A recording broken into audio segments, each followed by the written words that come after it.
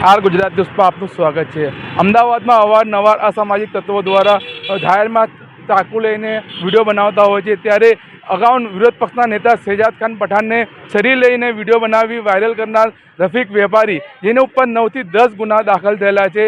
આજે દાણીલીમડા પોલીસ દ્વારા રફીક વેપારીની ધરપકડ કરી કાયદેસરની પાસાની તહેત મોકલાઈ આપવામાં આવી છે।